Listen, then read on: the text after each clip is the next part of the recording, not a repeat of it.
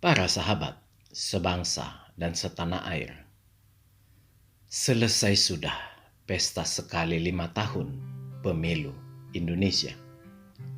Rakyat sudah memilih dan kondisi ini tidak bisa disamakan dengan 2 pemilu sebelumnya.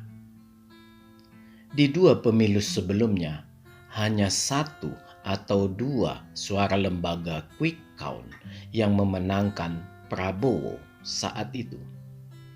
Itu yang menjadi anomali dan seingat saya sudah dibereskan Persepi. Sekarang, boleh dikatakan seluruh lembaga quick count memenangkan Prabowo Gibran.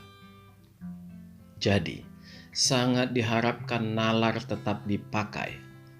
Mungkin ini saatnya untuk melakukan kontemplasi yang sesungguhnya. Memanglah, sesekali merenung akan membuat kita semakin eling lan waspodo. Para sahabat yang saya hormati, saya pernah mengeluarkan pendapat bahwa sebuah partai modern harus memiliki elektabilitas yang terpisah dari kandidat yang dicalonkan. Untuk hasil yang maksimal, keduanya harus bersinergi. Bila keberterimaan rakyat pada partai tinggi, maka itu bukanlah cermin keberterimaan terhadap calon yang diajukan partai tersebut. Dan ini berlaku sebaliknya. Tetapi, bila keduanya memberi dampak positif, partai tersebut akan menang secara gemilang. Serta-merta, sang calon juga akan diterima rakyat. Demikian juga bila calon tidak diterima, maka suara partai juga tidak akan otomatis menuju basic terendah. Para sahabat yang saya hormati, pemilu kemarin memperlihatkan gejala ini dengan sangat nyata. Ketika sang calon kalah di pemilu, suara partai pendukungnya juga tidak serta-merta turun. Disinilah sifat unik yang harus diamati. Terlihat seperti ada yang menahan. Dengan kata lugas, calon tidak diterima rakyat, tetapi partai tidak terjun bebas. Siapakah yang mampu mengatur ini semua? Hanya satu jawabannya, rakyat. Iya, rakyatlah yang mengatur itu semua. Ini memperlihatkan 75-80% rakyat Indonesia memerankan politik kupas bawang. Rakyat nasionalis ini menginginkan ada rem atau bemper untuk menjaga terselenggaranya pemerintahan yang balance, yaitu dengan keberadaan oposisi. Sekalipun rakyat Indonesia tetap menjaga langkah oposisi yang tetap harus mengikuti kemajuan pembangunan negara. Jadi, memang rakyat tidak menginginkan oposisi yang asal menolak segala usul pemerintah.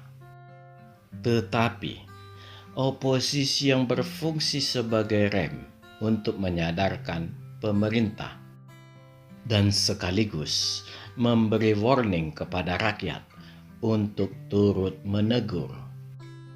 Itulah oposisi yang sesuai dengan kita di Indonesia, yaitu oposisi rem, bukan oposisi tembok. Para sahabat yang saya hormati, rakyat Indonesia luar biasa cerdas memainkan politik kupas bawang ini. Lapisan demi lapisan kulit bawang dikupas, tetapi tidak pernah sampai ke intinya. Cukup mengupas sejauh yang diperlukan.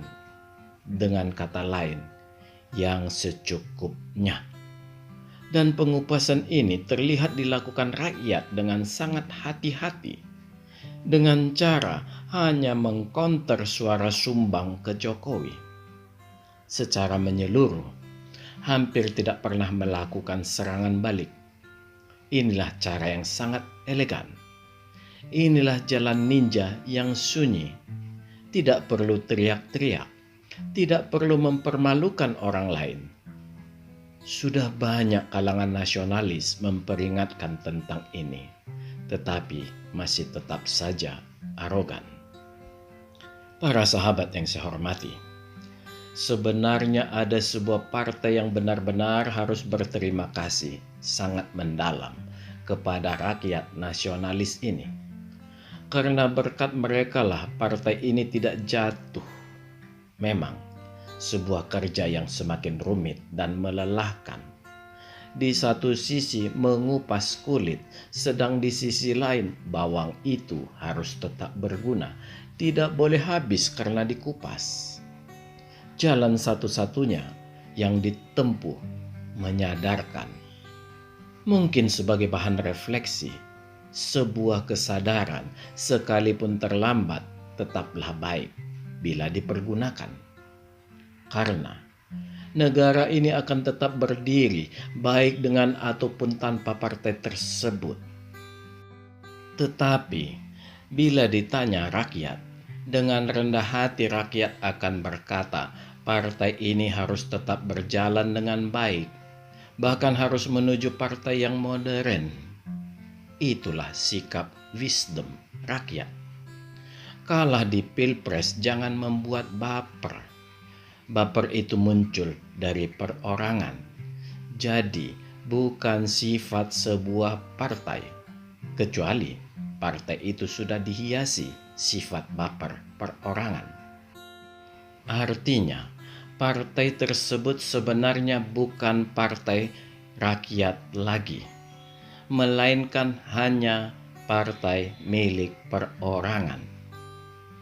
Para sahabat sebangsa dan setanah air, rakyat Indonesia menginginkan pemilu yang aman, cerdas, dan elegan. Yang diperlukan adalah perang dedikasi, gagasan, dan kesetiaan pada rakyat. Di luar itu bukan sifat bangsa Indonesia. Bagaimanapun, rakyat memiliki cara sendiri untuk memenangkan sebuah pertarungan demi mempertahankan kemajuan bangsanya sendiri. Bukankah seluruh partai menggaungkan semua demi rakyat? Bila sekarang rakyat sudah memilih tetapi masih manyun, sudahlah, berarti Anda pembohong. Itu terjadi hanya karena Anda merasa bahwa Anda harus menang. Marilah sadar, di Indonesia ini sangat banyak orang baik dan pintar. Memang pemilu sekali ini nuansanya luar biasa, begitu teduh suasananya. Dan cara yang ditempuh rakyat juga sangat elegan dan cantik. Dan hasilnya, rakyat bergembira karena capresnya menang. Sedangkan partai-partai pendukung tidak menjadi hard feeling karena tetap eksis. Bila ada pertanyaan, apakah Anda percaya suara saya hanya segitu? Saya hanya bisa mengatakan, percayalah, Anda tidak sedang bermimpi. Marilah bergotong royong menyambut 2045 menuju Indonesia Jaya. Salam, majulah Indonesia.